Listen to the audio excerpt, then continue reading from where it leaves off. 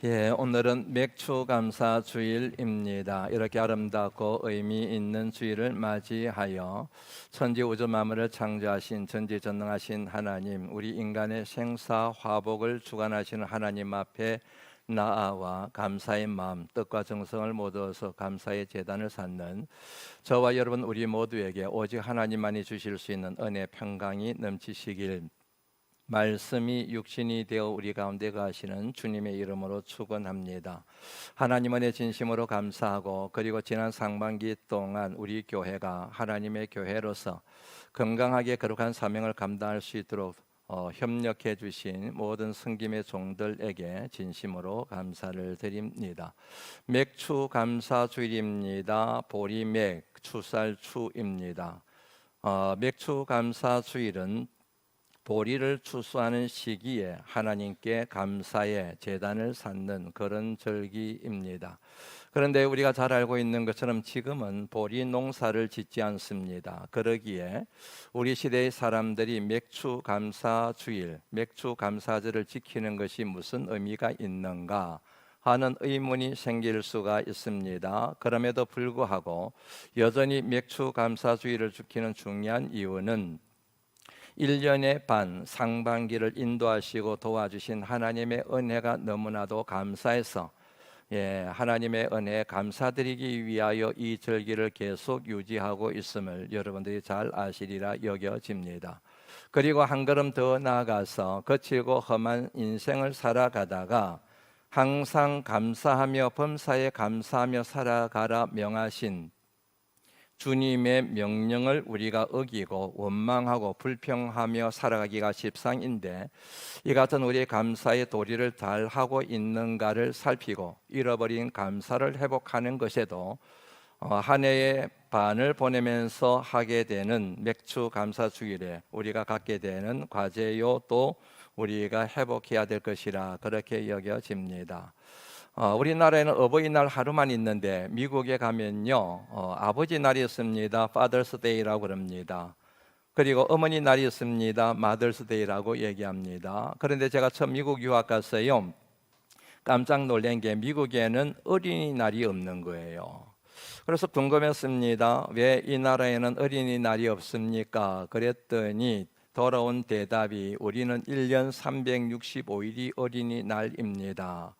제가 그 말을 듣고 여러분 굉장히 충격을 받았습니다. 1년 365일 가운데 하루만 어린이날을 정해놓고 어린이를 격려하고 어린이를 칭찬하고 축복하는, 그러고 난 뒤에 1년 364일은 어린이에 대하여 큰 관심을 두지 않는 이런 우리 문화를 생각하면서 1년 365일을 어린이날로 생각하고 다음 세대의 주인공인 그들을 항상 격려하고 응원하고 인재로 양성하려고 하는 우리 사회적 책임을 다하려고 하는 그 같은 정신이 그 같은 말에 들어있다는 생각이 들어서 참 좋은 나라구나 하는 생각을 했습니다. 마찬가지입니다. 감사도 마찬가지라는 얘기이지요. 1년 365일 가운데 추수감사주일과 맥추감사주일에만 우리가 감사를 생각하고 하나님 안에 감사합니다, 별의별 감사 고백을 하고 또 표현을 하지만 그것이 잘못되었다는 얘기이지요. 그날만 감사하는 것이 아니라 1년 365일 감사해야 되며, 어떤 특별한 일에만 감사하는 것이 아니고 범사에 감사하는 것이 믿음의 사람의 도리라고 하는 사실 생각한다고 했을 때, 이 같은 맥추 감사주의를 우리가 특별하게 지키는 것은 큰 의미가 있구나, 그렇게 우리가 생각할 수가 있지 않겠습니까? 범사에 감사하라, 앞에 나오는 말씀과 연결시켜 재진술하면 이런 말이 될 것 같습니다. 항상 감사하십시오. 쉬지 말고 감사하십시오.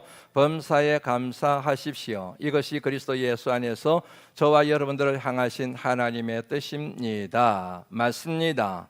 하나님의 사람들이 감사하되 항상 감사하고 쉬지 않고 감사하고 범사에 감사하는 것이 하나님의 뜻입니다. 이 같은 하나님의 뜻을 드러내고 있는 말씀들이 성경에 많이 나오는데, 오늘 본문 골로새서 2장 7절 말씀도 그 중에 하나라 그렇게 말씀드릴 수가 있습니다. 2장 7절 말씀 보시겠습니까? 믿음에 굳게 서서 감사함을 넘치게 하라. 넘치다는 표현이 옵니다. 강물이 제방을 넘어서서 천지사방으로 스며드는 것을 의미합니다. 다시 말씀드립니다. 여기에 넘치다고 하는 것은 갇혀져 있던 물이 제방을 넘어서서 천지사방으로 퍼져 나가면서 천지사방을 적시는 그 같은 표현에서 나온 말입니다. 그러므로 이 말씀의 의미는 이렇게 되겠지요.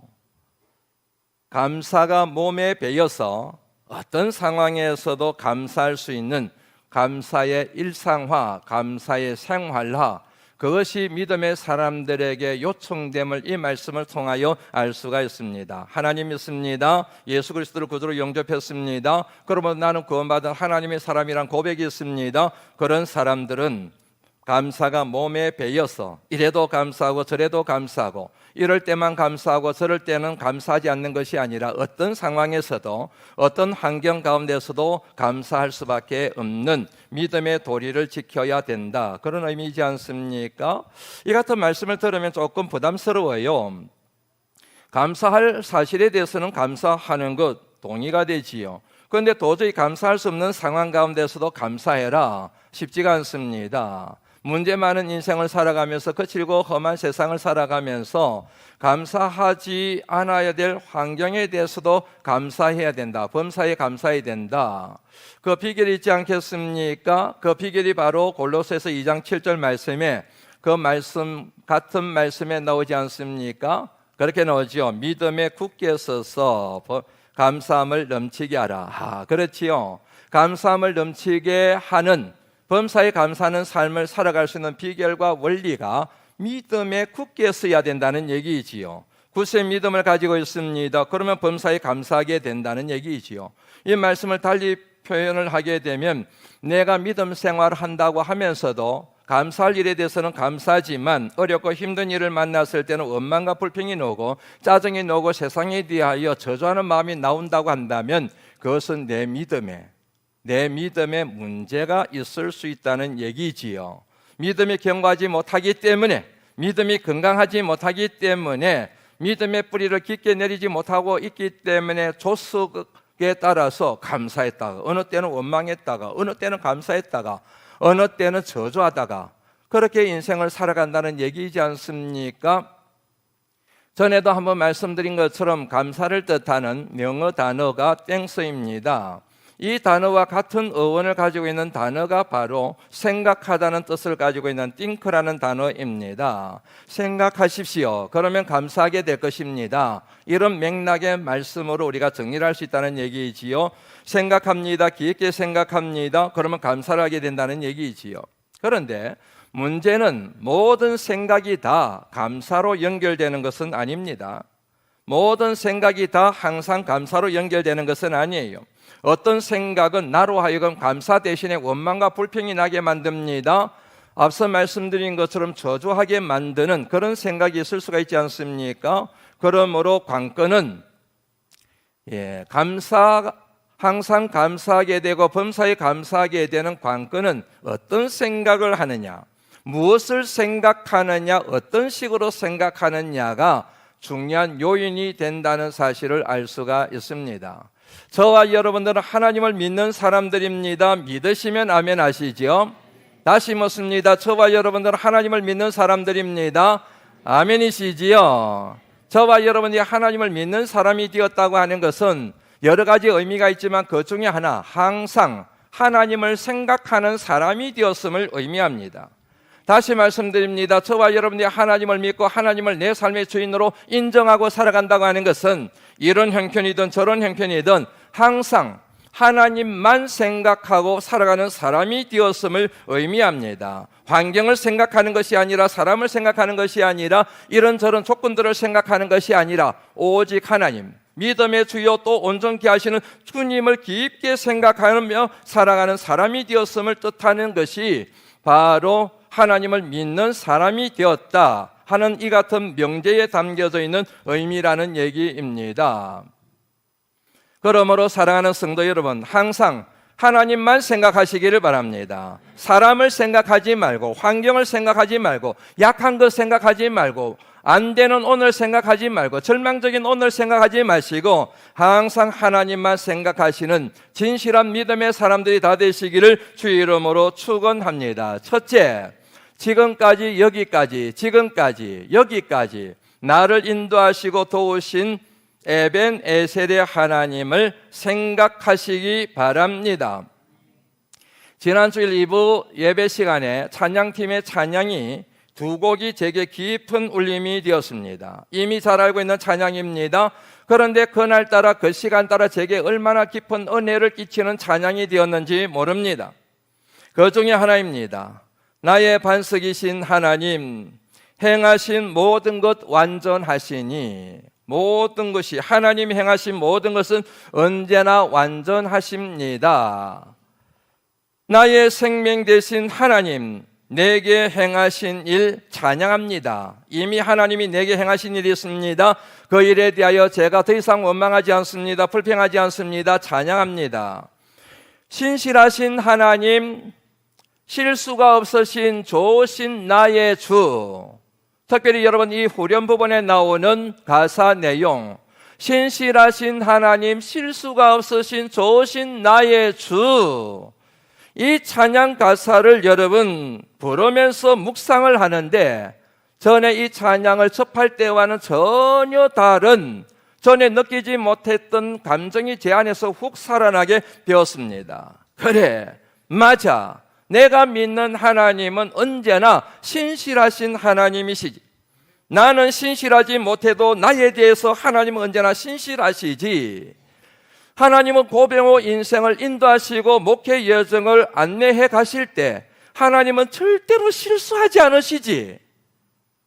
이 같은 여러분 고백이 제 안에서 확 솟아나니까요, 지금까지 인생을 살아오면서 목회의 길을 걸어오면서 제 마음속에 깊이 감추어져 있던 상처, 아픔이 갑자기 발굴되면서 이것들이 소멸되고 사라지는 자유함, 기쁨, 평강을 제가 얻게 되었다는 얘기입니다. 앞서 말씀드린 것처럼 지금까지 62년의 인생을 살아오면서 그리고 30년 이상 되는 목회 여정을 걸어오면서 어찌 여러분 좋은 일만 있었겠습니까? 힘든 일이 왜 없었겠습니까? 고통스러운 일이 왜 없었겠습니까? 뜻대로 마음대로 생각대로 계획대로 풀리지 않아서 좌절하고 절망할 때가 얼마나 많이 있었겠습니까? 환경에 대하여 사람에 대한 분노가 제 마음속에 왜 없었겠습니까? 그 같은 여러분 상처들이 결국에는 하나님께로 탓을 탁 돌리지 않습니까? 하나님 왜 그러셨어요? 왜 하나님 그 같은 일이 일어났을 때 저를 지켜주지 않으셨습니까? 하나님에 대한 원망으로 번집니다. 하나님에 대한 섭섭한 마음으로 이어집니다. 심지어는 하나님에 대한 분노가 있습니다. 숨기고 있었지만 하나님도 알고 계시고 저도 알고 있는 제 영혼 깊은 곳에 감추어져 있는 그 상처들이 있지 않습니까?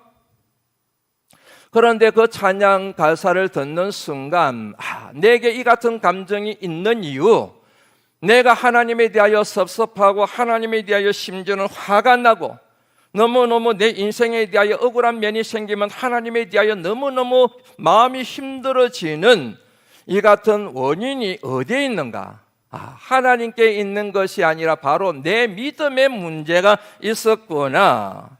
제가 명확하게 하나님을 믿습니다. 나의 하나님은 살아계신 하나님이시고 나를 사랑하시되 이처럼 사랑하시는 하나님이시며 그 하나님은 신실하신 하나님이시고 고병호 인생과 고병호 목회 여정을 인도하실 때 절대로 실수하지 않으시는 하나님이시라는 확고하고 분명한 믿음이 제게 있더라고 한다면 그런 감정이 생길 리가 없지요.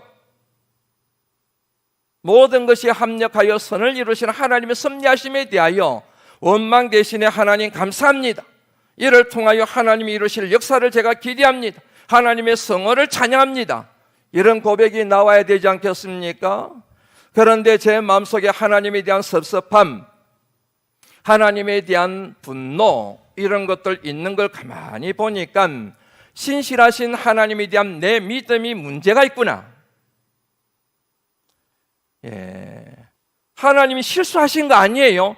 하나님이 실수하시는 분에 대한 그 같은 왜곡된 믿음이 있을 수가 있겠구나 하는 생각을 하게 되었다는 얘기입니다. 사랑하시는 성도 여러분, 하나님은 신실하신 하나님이십니다. 저와 여러분의 인생을 인도해 가실 때 절대로 실수가 없으신 하나님이십니다. 그 같은 에벤에셀의 하나님을 우리가 인정할 때에 과거의 모든 삶에 대하여 우리는 스스로 용서하게 되며 자유케 되며 하나님의 은혜에 대하여 진심으로 감사하는 믿음의 고백이 우리의 입술에서 터져 나오게 될 줄로 믿습니다. 둘째, 지금 우리와 동행하시는 임마누엘 하나님을 깊게 생각하는 것입니다. 지난 주일 2부 찬양팀의 또 다른 찬양의 은혜를 받은 것이 있습니다. 특별히 후렴 부분이었습니다. 주가 일하시네, 주가 일하시네, 주께 아끼지 않는 자에게, 주가 일하시네, 주가 일하시네, 신뢰하며 걷는 자에게. 맞습니다. 주가 일하신다는 이 표현이 앞서 말씀드린 것처럼 참 많이 들었던 찬양 가사이고 많이 불렀던 찬양 가사인데 하필 그 시간에 이 찬양 가사가 얼마나 제게 위로가 되었는지 모릅니다. 맞아, 주님이 일하시지, 주님이 일하시지, 주님이 일하시지. 내가 하는 게 아니라 하나님이 목회하시지, 하나님이 하시지.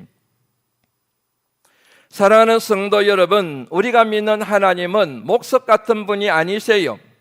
나무처럼 가만히 서 계시는 분이 아니십니다. 돌부처처럼 생명 없이 서 있는 존재가 아니십니다.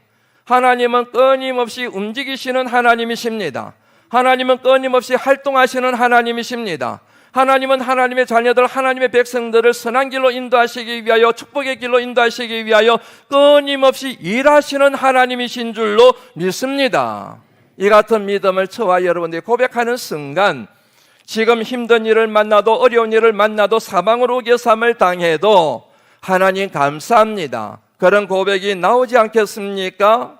사랑하는 성도 여러분, 하나님이 여러분들을 위하여 지금 일하고 계십니다. 하나님의 큰 구원의 계획에 따라 여러분을 인도하시기 위하여 활동하고 계시는 하나님이심을 믿으시기를 주의 이름으로 축원합니다. 셋째, 우리가 믿는 하나님은 믿음의 자녀들을 위하여 장래에, 미래에 가장 좋은 것으로 예비해 두고 계시는 여호와 일의 하나님이심을 항상 생각하며 믿음의 길을 걸어가시기를 주의 이름으로 권면합니다. 잠언 23장 18절 말씀입니다. 정령이 내 장래가 있겠고 내 소망이 끊어지지 아니하리라. 하나님께서 오래전에, 제가 28살인가요? 28살에 하나님이 제게 주셨던 약속의 말씀입니다. 정령이 내 장래가 있겠고 내 소망이 끊어지지 아니하리라. 19절 말씀입니다. 내 아들아, 내 아들 고병호야,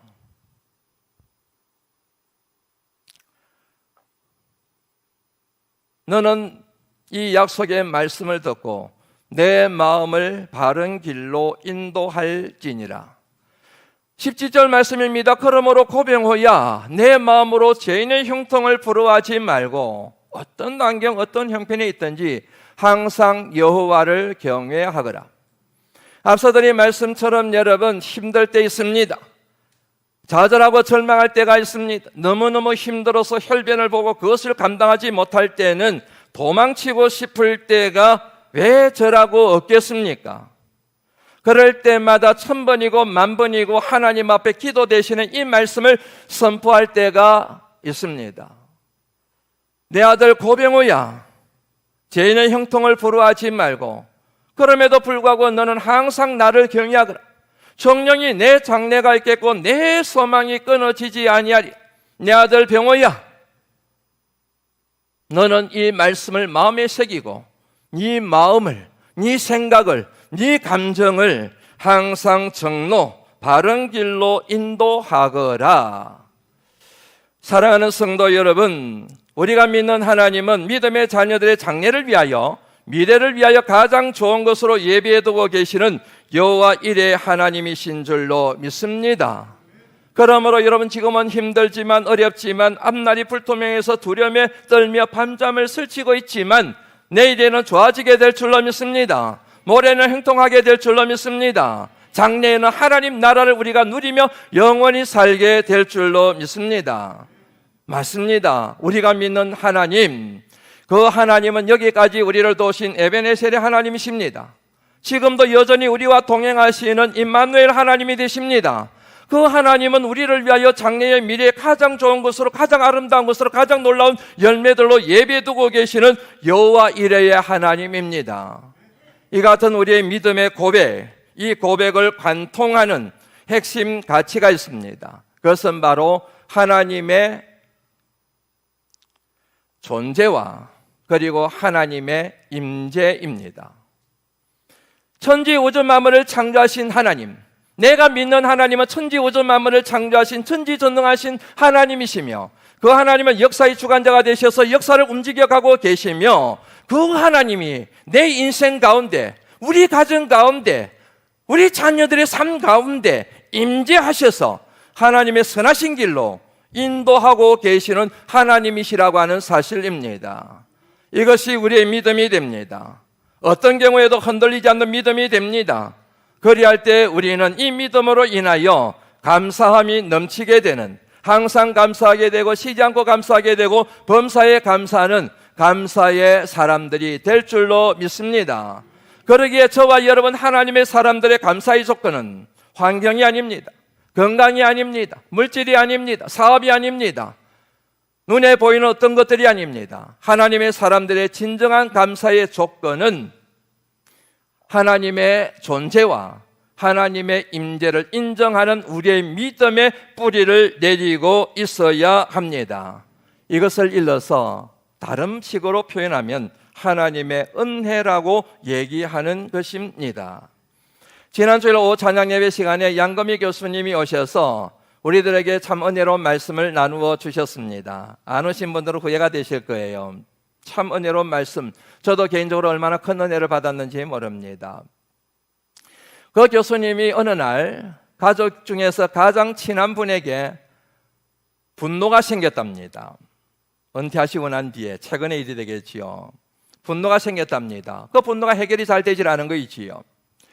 그 다음날 아침이 되어서 경건의 시간을 갖기 위하여 말씀을 펼쳤는데, 그 말씀이 바로 사무엘상 16장의 말씀, 사무엘이 하나님의 뜻에 따라 사울을 대신하여 기름 부음 받을 사람을 찾아서 이새의 집에 간 내용입니다. 이런 내용이지 않습니까? 사무엘이 이새의 큰아들에게 기름을 부으려고 하니 아니야, 하나님이 막으시지요. 아니란다. 둘째에게 기름을 부으려고 했더니 또 하나님이 막으십니다. 셋째, 넷째, 다섯째, 여섯째, 일곱째까지 하나님이 다 막으셨어요. 그래서 여러분, 사무엘이 이새에게 묻지 않습니까? 여기에 있는 아들들이 당신의 아들들 전부냐? 그랬더니 이새가 대답하기를 아직까지 말째가 남았는데 그 말째가 지금 들에서 양을 치고 있습니다. 그렇게 대답을 하지 않습니까? 막내, 말째. 그러자 사무엘이 그 막내 아들을 데리고 오너라. 데리고 왔습니다. 하나님이 그에게 사인을 주셨습니다. 이놈이다. 이놈에게 기름을 부어라. 그래서 여러분, 사무엘이 막내 아들 이새에게 다윗에게 기름을 부음으로 그가 사울의 뒤를 이어서 이스라엘 왕으로 지명당하지 않습니까? 그 교수님의 간증입니다. 막내. 그 막내라는 표현이 너무너무 은혜가 되더라는 얘기예요. 어떤 기대도 없습니다. 이 막내 아들이 이스라엘의 왕이 되리라고, 사무엘이 기름을 부으리라고, 이 막내 아들에게 하나님의 뜻이 있으리라고 그 누구도 생각하지를 않았습니다. 그래서 너는 양이나 치고 있어라 그랬던 것이지 않습니까? 그런데 하나님의 뜻은 사람들의 눈에 별 볼 일 없어 보이던 그 막내에게 하나님의 뜻이 있었다는 얘기잖아요. 그 교수님 말씀이 막내라는 표현이 너무너무 은혜가 되었습니다. 사람들의 기대가 없고 부족한 것 투성이고 막내. 나도 막내 같은 사람이었는데, 그분이 이런 표현을, 거친 표현을 사용하셨습니다. 인생의 말종 같은, 말종 인생 같은 나에게, 이런 표현을 쓰셨습니다.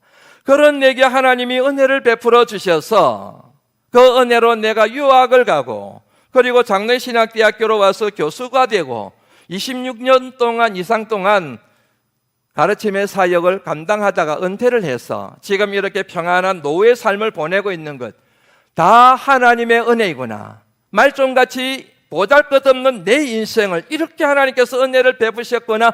그 은혜를 생각하는 순간 그 누군가에 대한 분노가 싹 사라져버리게 되고 본인 마음속에 감사가 넘치게 되더라. 그 내용이었지 않습니까? 여러분, 여기 굉장히 중요한 진술이 됐습니다. 하나님의 은혜를 자각하는 순간 내 마음속에 있던 모든 분노가 감사가 됐습니다. 저는 이 표현이 얼마나 큰 은혜를 받았는지 모릅니다. 맞습니다. 사랑하는 성도 여러분, 우리가 하나님의 은혜를 자각하는 순간 모든 것이 변하여 감사가 됩니다.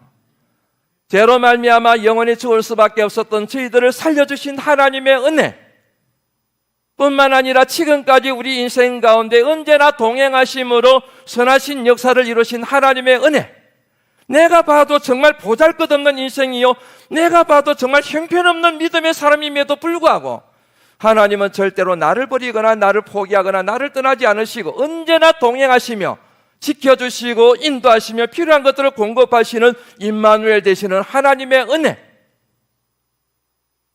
이 믿음으로 내가 천국 가겠나 싶은 생각이 들지만 그럼에도 불구하고 여전히 우리를 하나님 나라로 인도하시고 안내하시는 여호와 이레 하나님의 은혜, 그 은혜를 생각하는 순간, 그 은혜를 깨닫는 순간 저와 여러분들 마음속에 드리워져 있는 모든 먹구름, 근심, 걱정, 염려, 두려움의 먹구름, 원망과 불평의 먹구름, 미움과 분노의 먹구름, 이런 것들이 다 소멸되고 저와 여러분들 마음속의 심령 가운데 감사가 충만케 일어나게 될 줄로 믿습니다.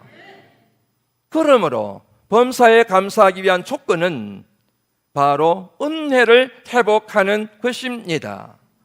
이제 말씀을 마무리하려고 합니다. 저녁이 되며 아침이 되니 이는 첫째 날이니라. 오늘 창세기 1장 5절 말씀에 나오는 내용입니다. 창세기 1장에서 제가 가장 좋아하는 표현 가운데 하나입니다. 저녁이 되며 아침이 되는 이는 첫째 날이니라. 저녁이 되며 아침이 되니 이는 둘째 날이니라. 6일 동안의 모든 사역의 마무리가 그렇게 되고 있습니다. 저녁이 되며 아침이 되니. 여러분이 잘 아시는 것처럼 세상은 저녁에서 아침으로 하는 표현을 쓰지 않습니다. 아침에서 저녁이라는 표현을 사용합니다. 한자어로 아침을 뜻하는 조, 저녁을 뜻하는 석, 그리하여 조석이라는 표현을 사용합니다. 여기서 여러분, 저녁은 절망을 의미합니다. 아침은 희망을 의미합니다.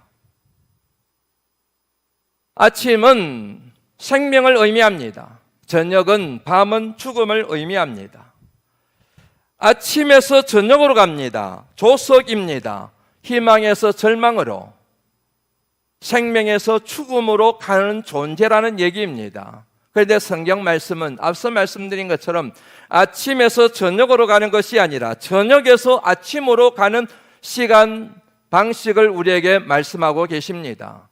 다시 말씀드리면 절망에서 희망으로, 죽음에서 생명으로, 이것이 바로 하나님의 창조 역사에 나타난 창조의 법칙입니다. 그러므로 저와 여러분의 신앙생활할 때에 우리가 믿는 하나님, 천지우주 만물을 창조하신 전지전능하신 하나님이심을 우리가 제대로 믿고 고백한다고 한다면 이 같은 창조의 법칙 때문에 어떤 여러분 밤을 맞이하더라도 좌절하지 않습니다. 천지우주 만물을 창조하신 하나님 때문에 밤 가운데서도 아침을 기대하게 되어져 있습니다. 절망 가운데서도 희망의 끈을 붙들게 되어 있습니다. 우리를 사랑하시되 이처럼 사랑하시는 하나님, 생명의 근원이 되신 하나님 때문에 죽음의 현장에서도 생명의 끈을 붙들며 하나님 앞에 감사드리는 존재가 되게 되어져 있습니다. 그런 사람들이 바로 저와 여러분들입니다. 하나님의 사람들입니다. 그러므로 하나님이 사랑하시되 이처럼 사랑하시는 사랑하는 성도 여러분, 항상 어떤 형편, 어떤 처지에 있든 하나님만 생각하시기를 주의 이름으로 축원합니다. 그리하면 그것의 믿음으로 말미암아 여러분의 삶 가운데 감사함이 넘쳐나는 복을 받아 누리게 될 줄로 믿습니다. 이 같은 하나님의 은혜를 생각하며 성찬 승례전에 참여하겠습니다. 539장 1절과 4절을 함께 부릅니다.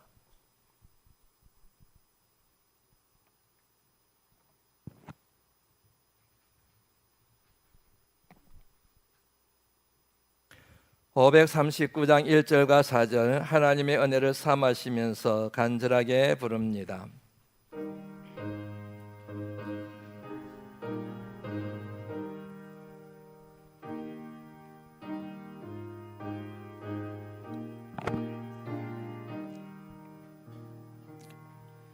너 예수께 조용히 나가 내 모든 짐 내려놓고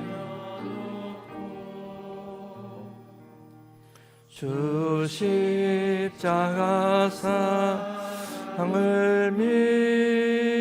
믿어 제사함을 너 받으라. 주 예수께 조용히 나가 내 마음을 쏟아놓으라. 너를 미리 보시는 주님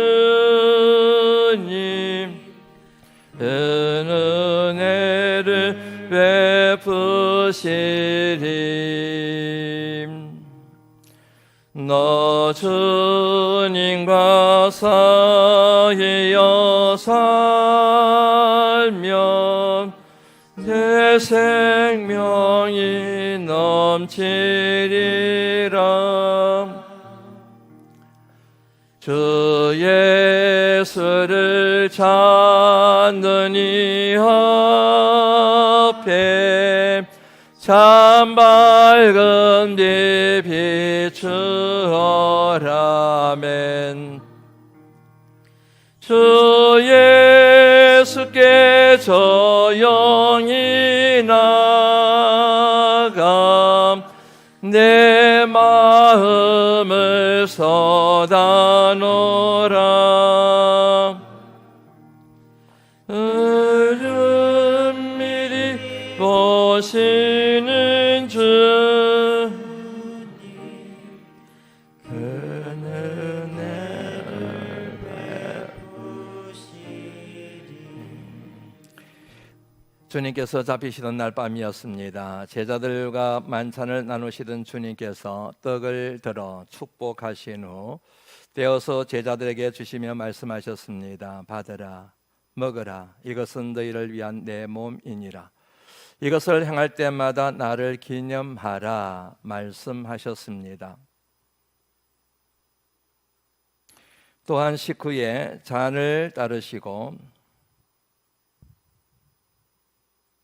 제자들에게 주시며 말씀하셨습니다. 축복하신 후 제자들에게 주시며 말씀하셨습니다. 받으라, 마시라. 이것은 너희를 위하여 흘리는 내 피, 곧 언약의 피니라 말씀하셨습니다.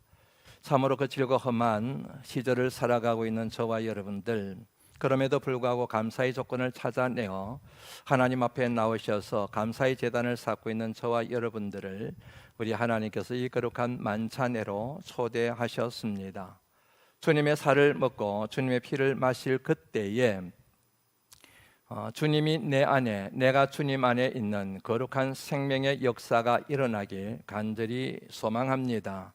그래야 우리 마음속에 있던 모든 걱정, 근심, 염려, 두려움이 다 사라지고 오직 하나님만이 주시는 평화, 기쁨, 사랑, 생명, 그리고 감사가 확 차오르는 거룩한 기적의 현장이 오늘 이 현장이 되길, 그 시간이 바로 오늘 이 시간이 되길 말씀이 육신이 되어 우리 가운데 가시는 주님의 이름으로 축원합니다. 그런 기대를 가지고 참여하시기를 권면해 드립니다. 우리 당회원들이 위해서 먼저 성찬 성례식을 거행하고 밑으로 내려가서 저한테 오셔서 떡을 받으시고 그리고 장로님 두 분에게 가셔서 잔에 찍어서 드시고 자리로 돌아가시면 됩니다. 저는 이렇게 말씀드릴 겁니다. 이 떡은 이것은 집사님을 위하여 지키신 주님의 몸입니다. 그러면 여러분 아멘 하시고, 장로님들은 이것은 집사님을 위하여 흘리신 주님의 피입니다. 그러면 여러분 역시 아멘 하시고 하시면 되겠습니다. 떡을 받을 때는 오른손을 아래 두시고 오른손 위에 왼손을 두시고, 제가 떡을 왼손에 올려드리면 오른손으로 짚어서 장로님들께 가서 찍어서 드시면 되겠습니다. 먼저 기도 한번 하겠습니다. 하나님 아버지, 죄로 말미암아 영원히 죽을 수밖에 없었던 저희들을 구원하여 주시고 하나님의 사람, 하나님의 자녀, 하나님 백성 삼아 주심을 진심으로 감사를 드립니다. 그럼에도 불구하고 하나님의 자녀답게 살지 못한 죄과가 있음을 저희들도 알고 있고 하나님도 알고 계십니다. 그럼에도 불구하고 여전히 사랑하시는, 여전히 우리를 인도하시는 하나님의 은혜에 진심으로 감사를 드립니다. 오늘 이 거룩한 승만찬에 참여하는 것을 통하여 우리를 사랑하시되 이처럼 사랑하시는 하나님의 사랑과 그리고 우리의 모든 죄악을 용서하시는 하나님의 크신 능력을 체험하는 복된 시간 될 수 있도록 인도하여 주시옵소서. 하나님, 이 승만찬을 통하여 우리 안에 기적이 체험되기를 간절히 빌고 소망합니다. 믿음이 회복되기를 원합니다. 은혜가 회복되기를 원합니다. 감사가 회복되기를 간절히 빌고 소망합니다. 심지어는 육신의 연약한 질고까지 고침받는 역사가 일어나도록 우리 가운데 임하여 주시옵소서. 예수님 걸어가신 이름으로 간절히 축복하며 기도드리옵나이다. 아멘.